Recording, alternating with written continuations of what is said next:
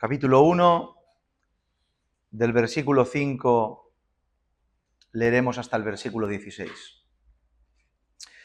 Si recuerdan bien, en el sermón anterior tuvimos la oportunidad de adentrarnos en estos primeros versos del libro de este profeta, yendo un poco más allá de aquella información introductoria, ya que este es el tercer sermón. Pudimos ver cómo tras una orden directa y clara de Dios, el profeta decide de una forma consciente desobedecer a las demandas divinas. ¿Se acuerdan, verdad? Pudimos ver de qué manera Jonás planificó y ejecutó la voluntad de alejarse de la voluntad de Dios. E incluso pudimos contemplar cuáles fueron las intenciones que lo llevaron a tomar dicha decisión. Y finalizamos analizando la consecuencia directa de la desobediencia, la cual fue que Dios levantó una fuerte tormenta en medio del mar, dirigida hacia el barco donde estaba ese profeta desobediente. En el día de hoy continuaremos avanzando desde donde lo dejamos, en medio de esa tormenta y en medio de esa incertidumbre y terror de todos los tripulantes que habitaban esa nave. Ahora sí, versículos 5 en adelante. Dice: y los marineros tuvieron miedo, y cada uno clamaba a su Dios, y echaron al mar los enseres que habían en la nave para descargarla de ellos. Pero Jonás había bajado al interior de la nave y se había echado a dormir. Y el patrón de la nave se le acercó y le dijo: ¿qué tienes, dormilón? Levántate y clama a tu Dios. Quizá él tendrá compasión de nosotros y no pereceremos. Y dijeron cada uno a su compañero: venid y echemos suertes para que sepamos por causa de quiénes nos ha venido este mal. Y echaron suertes y la suerte cayó sobre Jonás. Entonces le dijeron ellos: decláranos ahora por qué nos ha venido este mal. ¿Qué oficio tienes y de dónde vienes? ¿Cuál es tu tierra y de qué pueblo eres? Y él le respondió: soy hebreo y temo al Señor de los cielos y de la tierra, que hizo el mar y la tierra. Y aquellos hombres temieron sobremanera y les dijeron: ¿por qué has hecho esto? Porque ellos sabían que huía de la presencia del Señor, pues él se lo había declarado. Y le dijeron: ¿qué haremos contigo para que el mar se aquiete? Porque el mar se iba embraveciendo más y más. Él le respondió: tomadme y echadme al mar, y el mar se os aquietará, porque yo sé que por mi causa ha venido esta tempestad sobre vosotros. Y aquellos hombres trabajaron para hacer volver la nave a la tierra, mas no pudieron, porque el mar se iba embraveciendo más y más contra ellos. Entonces clamaron al Señor y dijeron: te rogamos ahora, el Señor, que no perezcamos nosotros por la vida de este hombre, ni pongas sobre nosotros la sangre inocente, porque tú, Señor, has hecho como has querido. Y tomaron a Jonás y lo echaron al mar, y el mar se aquietó de su furor, y temieron aquellos hombres al Señor con gran temor, y ofrecieron sacrificios al Señor, e hicieron votos. Amén. A su palabra. Vaya historia, ¿eh? Vaya relato. Bien, como ya hemos explicado, la tormenta que Dios levantó en el mar llevó a sus tripulantes al extremo, hasta tal punto que todos y cada uno creían que no saldrían de esa situación con vida. Y el terror de la tripulación queda evidenciado en este versículo de una forma clara y explícita, ya que lo primero que se nos dice es que tuvieron miedo. ¿Estamos aquí? Amén. Tuvieron miedo. La palabra que se utiliza para miedo, yaré, tiene que ver con terror, con espanto. Y lo que es altamente interesante, que también tiene que ver con temor reverente. Por tanto, lo curioso de todo esto es que su temor, el temor de la tripulación, provenía de algo que iba más allá de una situación natural. Un temor que provenía de una situación inusual, una situación que claramente tenía que ver con unas fuerzas que provenían no de lo terrenal, sino de lo divino. Lo que intento decir es que no era un miedo común que experimentaron como marineros experimentados infinidad de veces por su profesión, sino un miedo que iba más allá debido a la causa sobrenatural que lo provocaba. Y esto queda claro por la reacción de los tripulantes ante esta tormenta, ya que no solo nos dice que echaron los enseres fuera del barco, sino que comenzaron cada uno a clamar a sus dioses. Echar los enseres fuera del barco es una acción protocolaria para todo marinero experimentado, que pudiera encontrarse en esa situación. Se aligera la carga del barco para que se mantenga a flote en medio de la tormenta. Una reacción común y corriente para una situación común y corriente. Pero cuando dejan todo para tomarse unos minutos para clamar a sus dioses, nos indica que eran conscientes de que sus habilidades y recursos no les valdría para salir con vida. Se dieron cuenta de eso. Sino que debido a su situación, a la situación sobrenatural que los envolvía y en las cuales estaban, se necesitaba acudir a algo que iba más allá de lo físico, más allá de lo natural, sino acudir a lo sobrenatural para esa situación sobrenatural. ¿Me siguen? Por tanto, dejan a un lado los recursos naturales de su profesión para ponerse cada uno de ellos a clamar a sus correspondientes dioses. Y la verdad que esto es una pauta que después de milenios, escuchen bien, sigue vigente en nuestra actualidad. Es algo que se ha repetido siempre y se repetirá hasta el fin de los días. Es cierto que vivimos en un mundo cada vez más laico, cada vez más reacio a lo que se refiere a la fe, a la religión y sobre todo a la fe que tiene que ver con Cristo y el cristianismo. No obstante, escuchen bien, hasta el más ateo del mundo se doblega ante el temor. Cuando ninguno de sus recursos y habilidades puede sacarlo de la situación adversa que está sufriendo. Hasta el más ateo se doblega. Todos claman, todos miran al cielo, todos invocan al Dios que sea necesario, si es que este Dios, sea cual sea, puede sacarlos del lugar donde están. Cuando se les terminan los recursos y no encuentran lugar donde refugiarse, acuden a aquello que negaron durante toda su vida.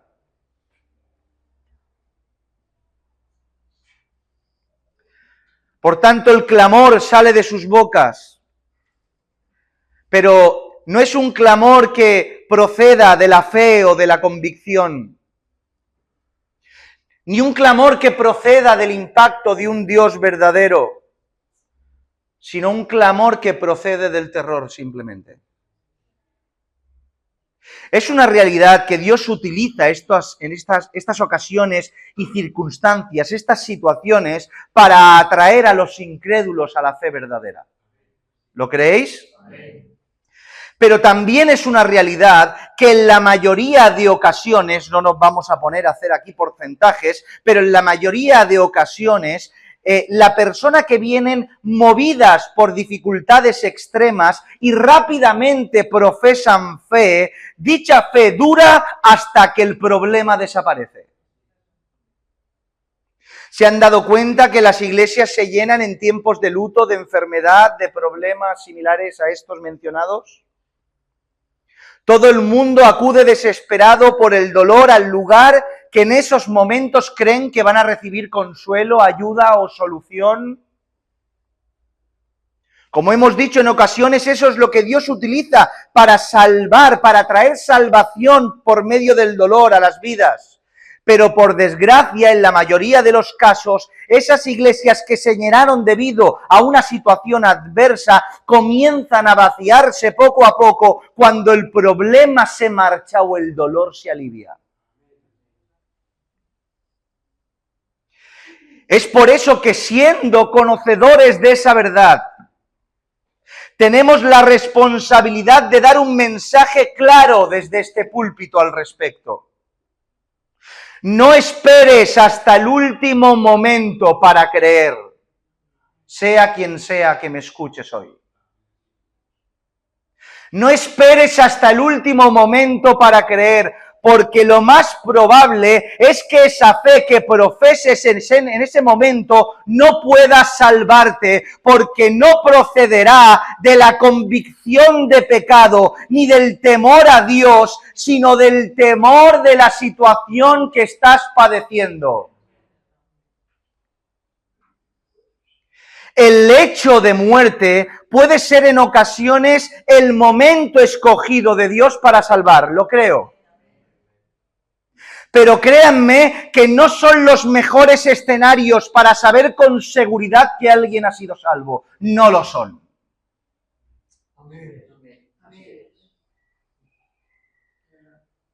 Por tanto, procura arrepentirte hoy que estás a tiempo. Procura volverte al Dios que te puede perdonar hoy que estás a tiempo. Para dar evidencias de tu fruto, de tu fe verdadera. Creyentes que me escucháis, procurad predicarles hoy a vuestros seres queridos. Para tener garantía que lo que le predicasteis obtuvo el fruto correspondiente de arrepentimiento en una vida cambiada y regenerada.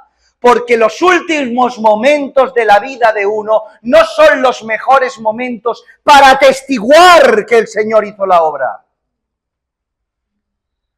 Ya que el Señor nos enseña un principio donde podemos tener una cierta seguridad de que el Señor lo hizo.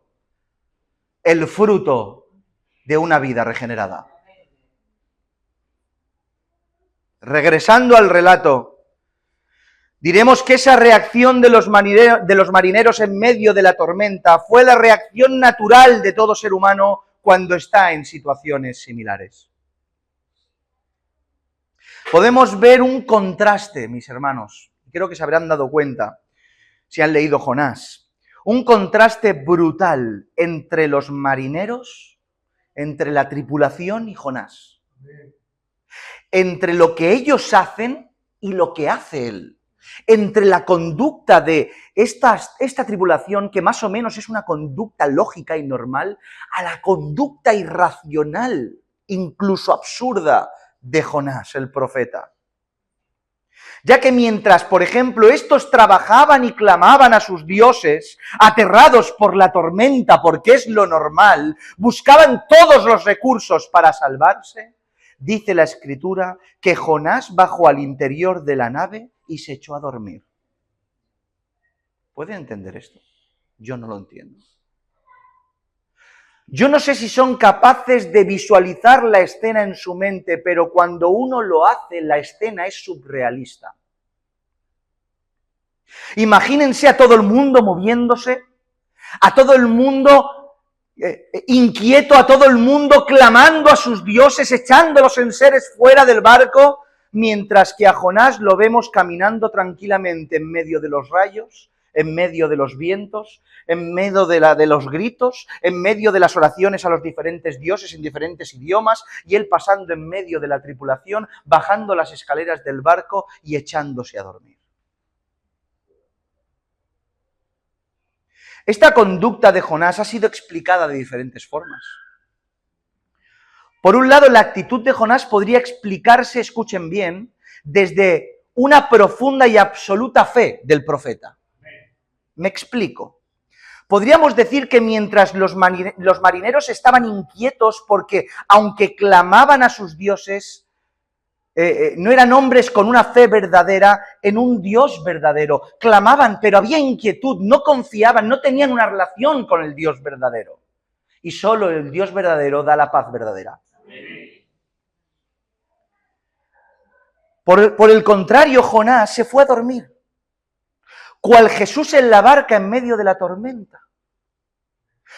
Quizá confiando absolutamente en que Dios estaba en control de todo y por ende saldría airoso de ese lugar. Esa es una forma de explicarlo, desde la fe de un profeta que tenía perfecta confianza de que Dios estaba en control de toda esa situación. Estoy tranquilo, me voy a dormir, cual Jesús en la barca, cual Pablo, cuando naufragó. Pero a mi modo de entender el relato, Y aunque no tengo duda de la fe de Jonás en cuanto a Dios, un profeta con una fe genuina, no creo que la fe y la confianza, la tranquilidad y la seguridad fue lo que llevó al profeta a tomar esa decisión. No creo que Jonás se hubiera ido a dormir porque tenía perfecta fe de que Dios lo iba a sacar con vida de ese lugar. Si recuerdan bien, cuando expliquemos el porqué de Jonás se alejó voluntariamente de la presencia de Dios, estuvimos diciendo que aunque sabía que eso era imposible, también sabía que por medio de la desobediencia haría la voz de Dios menos perceptible. ¿Se acuerdan? Y en consecuencia la exigencia divina no sería constante, continua en la cabeza y corazón de Jonás. Quería alejarse de la voz de Dios porque no quería cumplir la demanda divina. Pues a mi modo de ver el relato, creo que el hecho de que Jonás en medio de la tormenta se echara a dormir está impulsado por los mismos deseos. En otras palabras, Jonás se echó a dormir no porque tenía una perfecta fe y confianza de que Dios lo iba a sacar de ahí, sino que se echó a dormir porque le daba igual morir. Hacer lo que queráis, yo me voy a dormir y que el barco se hunda si es preciso. El profeta estaba en una situación espiritual tan adversa por causa de su desobediencia y relación con Dios que le daba absolutamente igual todo, y lo hemos visto. Alejarse de la presencia de Dios, de la voz de Dios clara y cristalina, por años embarcándose en un pasaje lejos en dirección contraria de Nínive. Anular sus sentidos para que la voz de Dios se hiciera menos perceptible. O incluso cuando vemos en esa ocasión y en otra que veremos más adelante, que le da igual incluso morir. Es por eso que Jonás desciende esas escaleras para echarse a dormir, no movido por la confianza, movido por la indiferencia. Amén. Esto es muy revelador. Amén. Esto es muy revelador para nosotros y nos arroja muchas enseñanzas. Entre ellas es que, escuchen bien, no todos los que duermen profundamente tienen una conciencia tranquila. Y no todos los que se la pasan en vela es por consecuencia de su pecado y la intranquilidad de conciencia. En ocasiones, y permítanme tomarme un minuto para hablar de esto, utilizamos el sueño, el dormir, este recurso que Dios nos ha dado para proporcionar descanso a nuestro cuerpo y a nuestra mente con motivos e intenciones inapropiados. Dios nos ha concedido el poder descansar y dormir, ¿sí? Y nosotros en ocasiones utilizamos ese recurso de una forma inapropiada. En ocasiones utilizamos el recurso de dormir y descansar impulsados solo por la pereza. En otras ocasiones impulsados por nuestra indiferencia. En otras ocasiones para huir de las responsabilidades y de las presiones del día. Por eso es que uno de los síntomas comunes y un denominador común que tienen aquellos que sufren de depresión es de dormir más de lo debido, para alejarse de las presiones y exigencias del día. Y ahí estamos, utilizando un recurso maravilloso que Dios nos ha dado para nuestro propio beneficio personal. Por tanto, diremos que no todos los que duermen profundamente muestran un indicativo de conciencia tranquila, sino que en ocasiones son un síntoma de todo lo contrario, de la desobediencia y de un corazón desajustado. ¡Qué tranquilo duerme! ¡Qué conciencia más tranquila! Para nada tiene que ser así. Y lo podemos ver comparando quizá a Jonás con el apóstol Pablo, que ya hemos mencionado. Cómo el profeta duerme profundamente, pero desde una conciencia y tranquila y desde una conducta desobediente.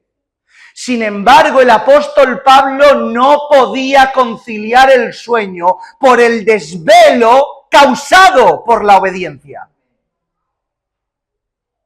Por tanto, el descansar y el dormir plácidamente y decir que uno tiene la conciencia tranquila, que va a dormir profundamente, no es señal de una conciencia tranquila. A veces los desvelos son la señal de una conciencia tranquila.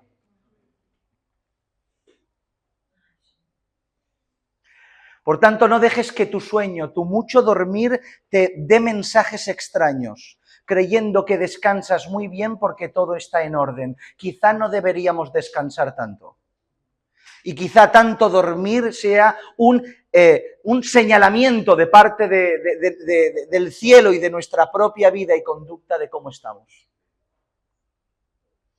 Así pues, podemos concluir que esta actitud de Jonás no refleja un hombre lleno de fe y confianza que se pone a descansar porque sabe que Dios lo va a sacar de esa situación, sino un hombre que va de descenso en descenso a lo que su vida espiritual se refiere. Es muy interesante lo que leí hace unos días, unas semanas, en un comentario al respecto de todo esto, ya que el autor que leía tomó los diferentes descensos de la vida de Jonás, aplicándolos a su vida espiritual. Y me hizo bien, ya que vemos, este autor relataba, que vemos a Jonás descendiendo de la ciudad a Jope, descendiendo desde el puerto al barco, descendiendo desde el barco a la bodega, hasta llegar a las profundidades desde el interior del gran pez, en el fondo del mar. Un continuo descender de una manera física que reflejaba un síntoma espiritual, un estado del corazón y vida y alma y espíritu de Jonás. Nos da un reflejo de cómo paulatinamente Jonás, de estar en un contexto espiritual desde Israel como profeta, hasta las profundidades del Seol del mar en el vientre del gran pez. No pasó de Israel al pez, de Israel a Jope, del puerto al barco, del barco a la bodega, del barco al mar, del mar a la profundidad. Porque es así como vamos en decadencia. El impío no sube o baja, siempre está en el fango.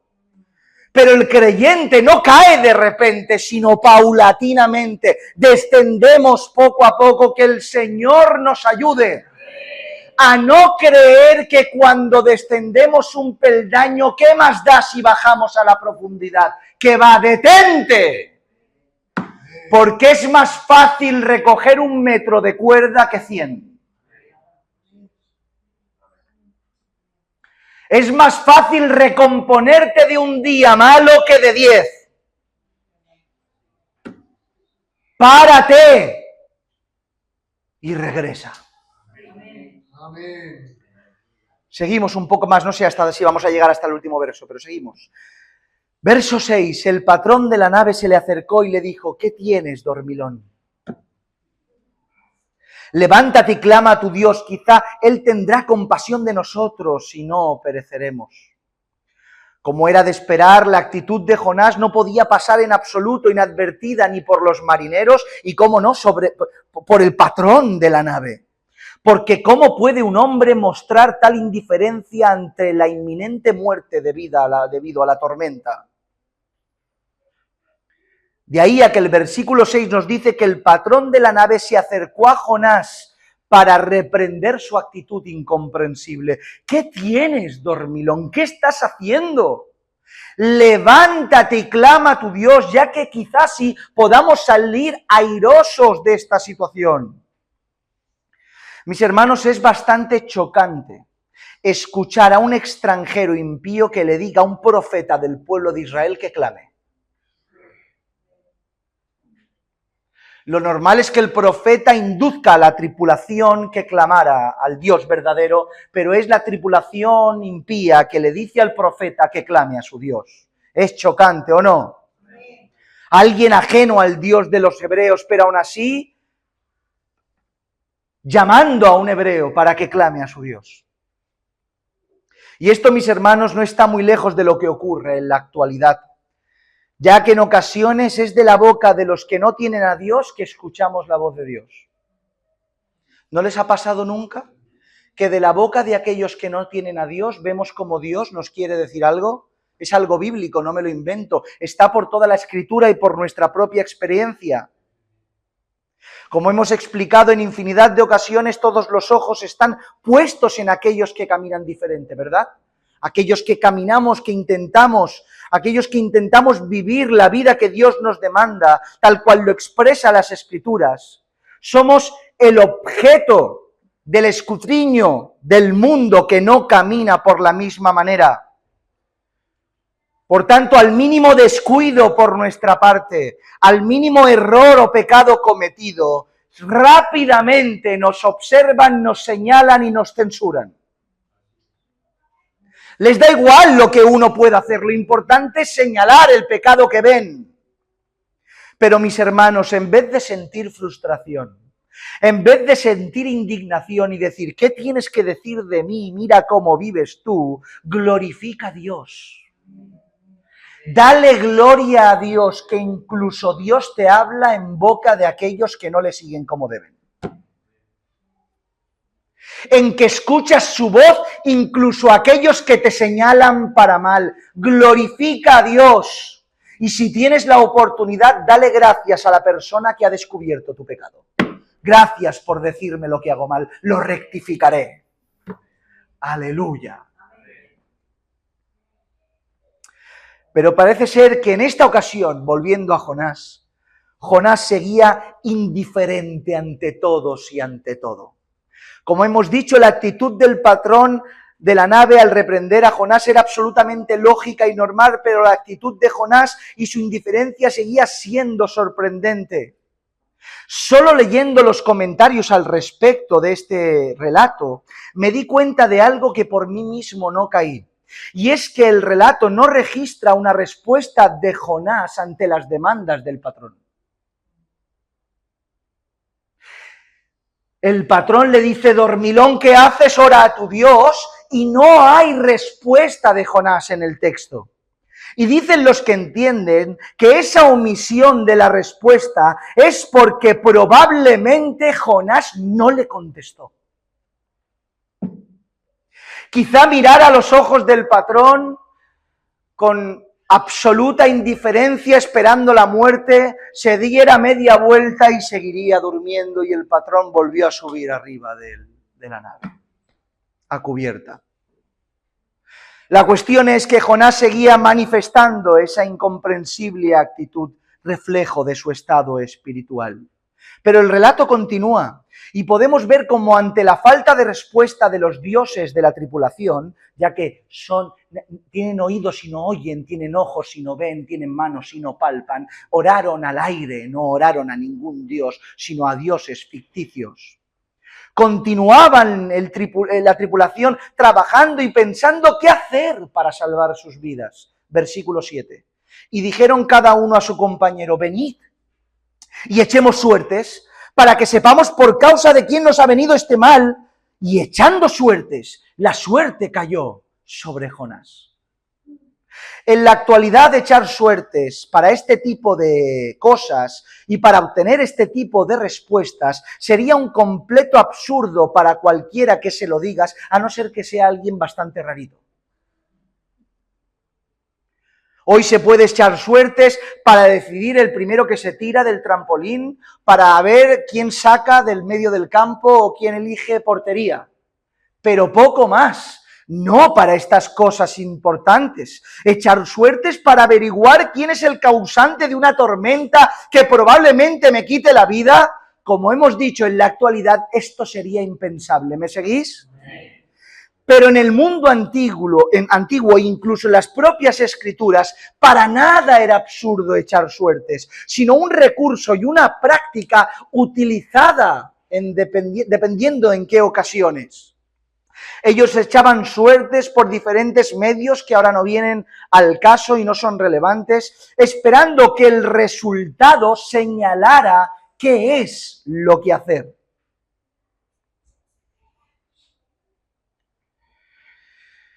Ellos estaban dispuestos a hacer lo que la suerte había decantado, ya que creían que esa suerte estaba dirigida por los dioses y depositaban la confianza en el resultado de ese azar. Curioso, ¿verdad? Como hemos dicho, esto no es algo que vemos solo en un contexto pagano, en medio de las naciones, sino como un recurso dentro del pueblo del Señor.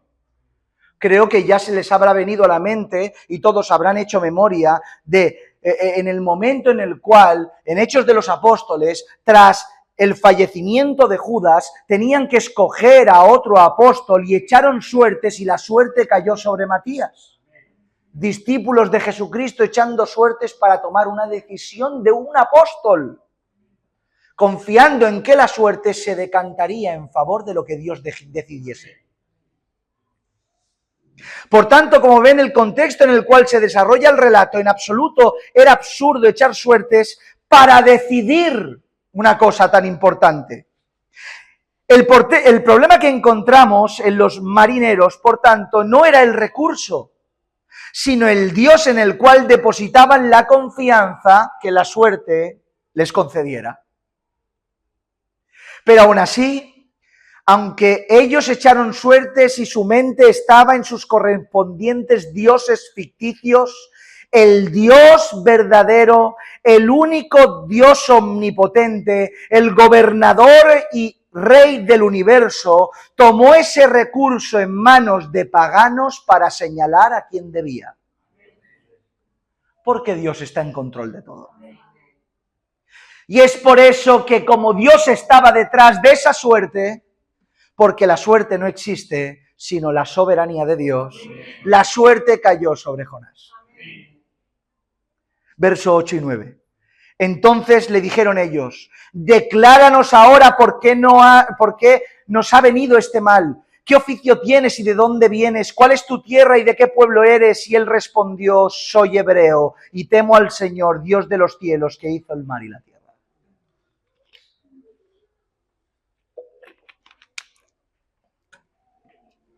Los tripulantes una vez más tenían claro quién era, definitivamente, tenían claro quién era el responsable y fueron en busca de Jonás para pedirle explicaciones. Ahora sí que lo despertaron.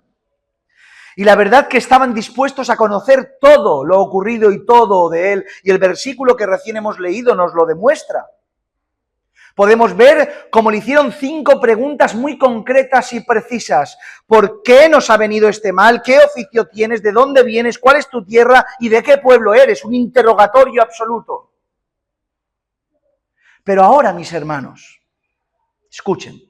Si la conducta de Jonás hasta el momento fue completamente censurable, incomprensible y una clara manifestación de una total indiferencia, la respuesta que les da señala todo lo contrario. Podemos ver los atisbos del verdadero profeta. Jonás les contesta, soy hebreo. Soy hebreo. No les dijo soy judío, nombre que se adquirió después de la separación de las tribus del norte y el sur. Tampoco les dijo soy israelita, señalando un lugar geográfico concreto, sino soy hebreo. Ibrit, que significa el que cruza. Señalando los condicionantes más significativos de la identidad del pueblo de Israel. Somos hebreos. En otras palabras, provengo de la tierra y de la nación de Israel, pueblo y tierra señalada por Dios. Soy descendiente de aquel que lo dejó todo por servir al Dios verdadero. Mi padre Abraham, que salió de la tierra de Ur y cruzó, el primer ibrit, el primer hebreo que cruza para dejar todo atrás. Soy el que no se queda en el lado incorrecto del río. Mi oficio es servir al Dios verdadero y por eso mismo es que padecéis las consecuencias. Eso es todo lo que estaba implícito en esta declaración de soy hebreo. Por tanto, aunque la tripulación le preguntó todo, Jonás solo le bastó esa definición para contarles todo. ¿Qué me decís todas estas cosas? Fácil. Soy hebreo. Y en aquella época ser hebreo era aquel que era diferente a todos. Soy hebreo, vale, lo entendemos, eres hebreo, eres de ese pueblo de locos, eres hebreo. Te entendemos, ahora sé por qué ocurre todo. Hoy en día, por causa de nuestra mala conducta y de no tener cuidado con lo que hacemos, ser cristiano, esa nomenclatura no basta para definir la grandeza de nuestra procedencia y sobre todo para definir la grandeza del Dios que nos dio dicha procedencia. Hoy se necesitan demasiadas aclaraciones al lado de la palabra cristiano para señalar qué es lo que somos y cómo vivimos. Cuando hoy solo contestas con esa definición, soy cristiano, aquellos que escuchan piensan en infinidad de cosas y cada una de ellas más terribles y para nada atrayentes para nadie. Uy, cristiano, ¿qué es esto? Pero en aquellos tiempos señalarte como hebreo no era así.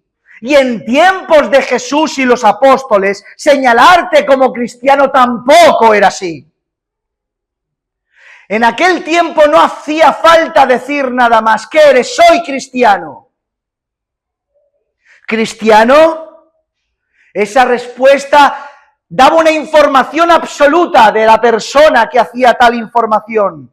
Tú eres el seguidor de Cristo, eres de aquellos que mueren en los circos sin negar la fe, eres aquellos que dejaron todo por seguir al crucificado. Eres aquellos que viven diferente, que no hacen caso a las leyes, que van en contra de estos principios, ¿verdad? Tú eres aquellos que en Sinaí recibisteis la palabra, que seguíais al Nazareno. Eres de aquellos que lo pierden todo, que te golpean en una mejilla y das la otra. Eres de aquellos, ¿verdad?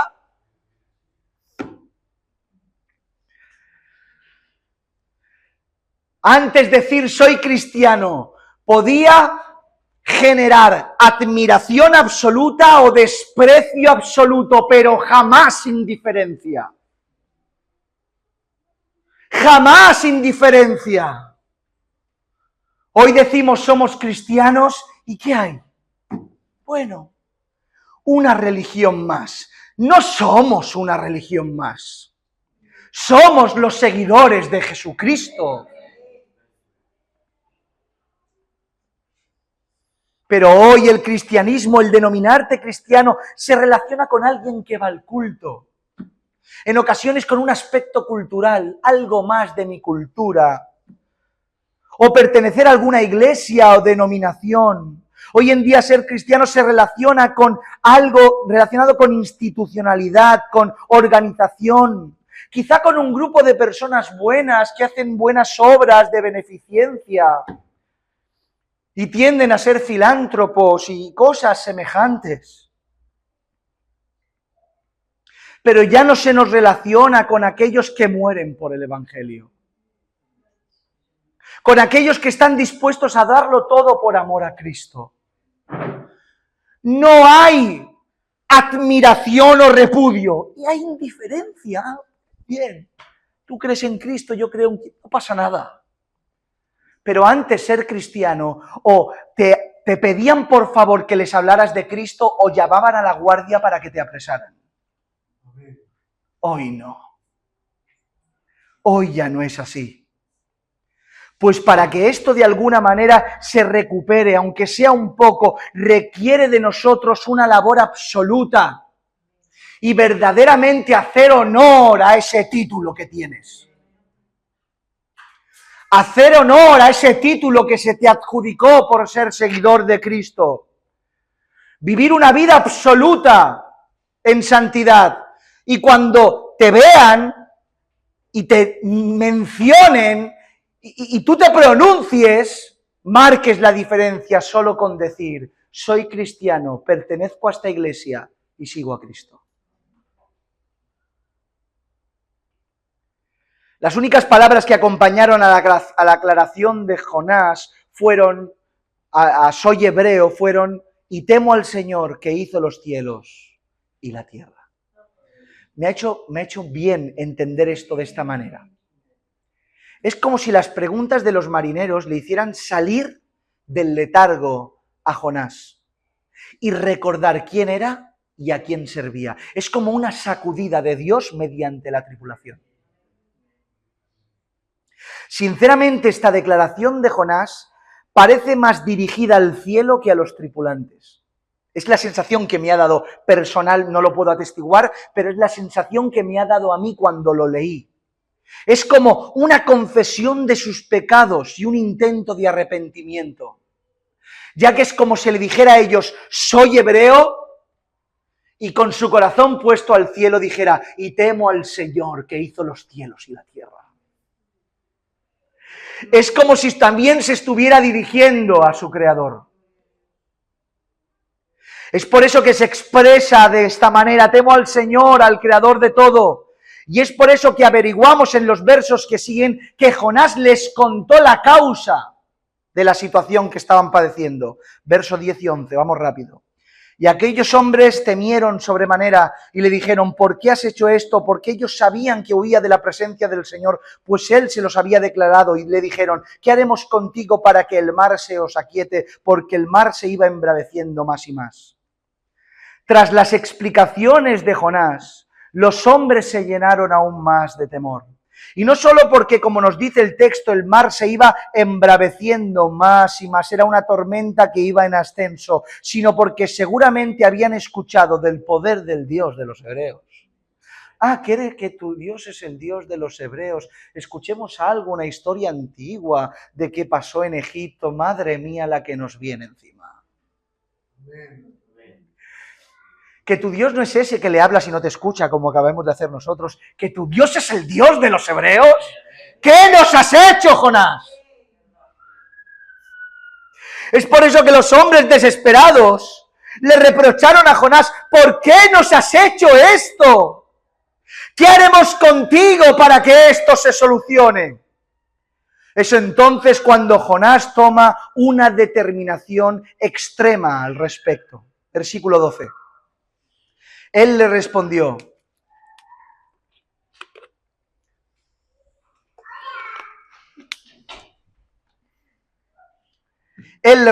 versículo 12, tomadme y echadme al mar. Ojo, ¿escucháis? Tomadme y echadme al mar. Un mar tranquilo y en calma, ¿no? Tomadme y... ¿Han visto la tormenta perfecta? Yo me imagino esa tormenta. Tomadme y echadme al mar, y el mar se os aquietará, porque yo sé que por mi causa ha venido esta gran tempestad sobre vosotros. Las directrices de Jonás a los marineros fueron temerarias, pero a la vez simples y claras. Echadme al mar y cuando lo hagáis todo terminará porque esto parte de mi culpa. Esta decisión de Jonás encierra muchas posibilidades y diferentes formas de interpretarlas, como el verso que hemos narrado antes, cuando bajó a la bodega a dormir, y todas ellas posibles. Por un lado, diremos que hay algo que todos coincidimos y todos tenemos en común, y es que Jonás no quería que nadie pereciera por causa de su culpa. Ya que era un hombre de Dios y sabía que todos iban a perecer, y antes de que la gente pereciera, prefería él morir antes que la tripulación pereciera. Eso es algo que todos tenemos en común a la hora de interpretar este pasaje.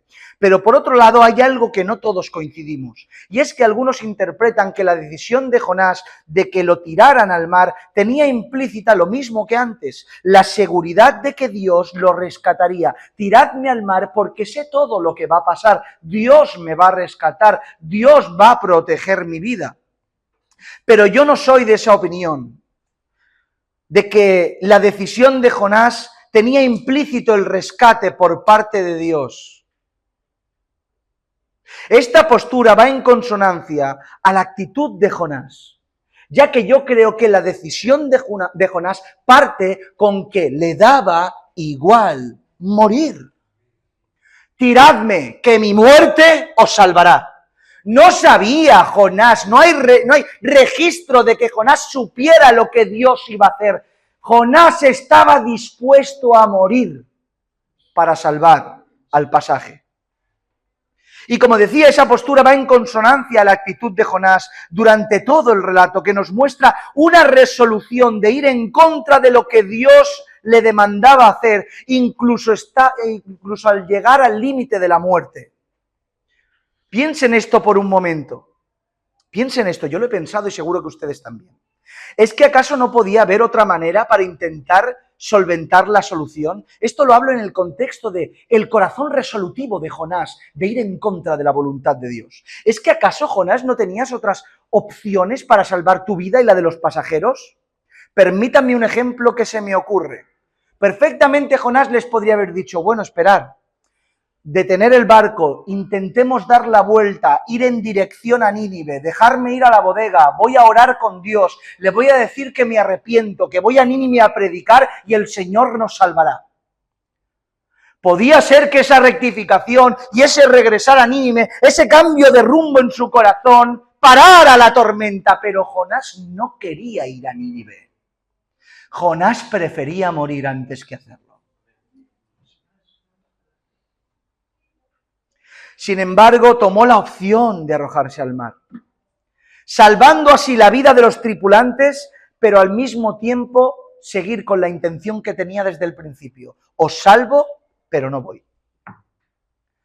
Tras la sugerencia de Jonás a los tripulantes de que lo tiraran por la borda, una vez más vemos más sentido común en el pasaje, en la tripulación pagana, que en el propio Jonás, a lo largo de todo el relato. Versículo 13. Aquellos hombres, escuchen, trabajaron para hacer volver la nave a la tierra, mas no pudieron porque el mar se iba embraveciendo más y más contra ellos. ¿Se han dado cuenta del detalle? ¿Qué detalle más loable por parte de la tripulación? Podemos ver cómo su primera intención no fue cumplir con las demandas del profeta. El profeta ya le había dicho cómo solucionarlo. No, ya habían probado 1000 cosas para salvar la vida. Y el profeta les había dicho, tiradme. Pero la tripulación no lo tiró. Intentó otra vez llevar la nave a tierra para no tener que tirar al profeta por la borda. ¿Notan? Solo cuando vieron que era imposible llegar a tierra y salvar la vida al profeta es que leemos lo siguiente, versículo 14. Entonces clamaron al Señor dijeron, te rogamos ahora, Señor, que no perezcamos nosotros por la vida de este hombre, ni pongas sobre nosotros la sangre inocente, porque tú, Señor, has hecho como tú has querido. Lo hemos intentado todo, tú has hecho como has querido. Como bien hemos dicho, cuando hicieron todo lo posible para salvarle la vida, al ver que no tenían otra situación, clamaron al Dios de Jonás, rogando al Dios de los hebreos que no les tomara en cuenta la acción que iban a cometer. Tú eres el Dios que lo has hecho como quieres. Por favor, no nos culpes de lo que vamos a hacer. Versículo 15 y 16 y final. Y tomaron a Jonás y lo echaron al mar, y el mar se aquietó de su furor. Y temieron aquellos hombres al Señor con gran temor, y ofrecieron sacrificios al Señor e hicieron votos. Intento imaginarme la escena y quedo totalmente impactado cada vez que me lo imagino. Toman al profeta en medio de la tormenta. Imagínense, la tormenta. Toman al profeta. El profeta, sin oponerse y sin presentar ningún tipo de resistencia, dispuesto a tirarse al mar para salvarles la vida. Lo tiran por la borda para que muera y para que ellos se salven. Y al instante de que el profeta se hunde en el mar y desaparece de sus ojos, la tormenta se detiene. ¡Cuán glorioso es nuestro Dios! ¡Cuán manifestación y evidencia del poder soberano del Omnipotente! En cuanto desapareció en el mar, la tormenta se paró al instante. Es muy raro que esas tormentas se paren al instante, pero los mares le obedecen. De ahí que la reacción de los tripulantes no podía ser otra. ¿Cuál fue? El reconocimiento del Dios de los hebreos, el postrarse ante el Dios de Jonás y las evidencias de su posible conversión son claras y explícitas. Temieron al Dios de los hebreos, sobremaneramente lo temieron. Clamaron invocando su nombre. Admitieron que Él estaba en control de todo, ya que hicieron como Jonás les demandó. E hicieron, después de ver su mano, sacrificios y votos. Quiero creer en mi corazón que la tripulación se salvó. Y no del mar, sino de su pecado.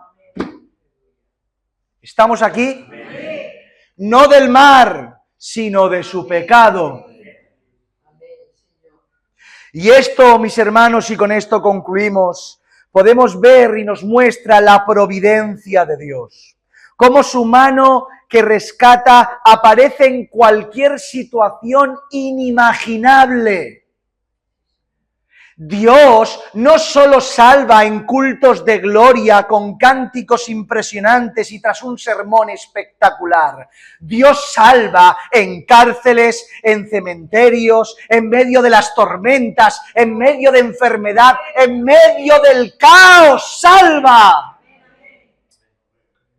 Porque ¿quién se podía imaginar que en esa situación, con un profeta desobediente, con un grupo de hombres impíos que no creían en Dios, en medio de una tormenta, se hiciera un culto? Porque cuando el mar se calmó, hicieron culto al Señor. Porque allí donde está Dios, el culto es posible.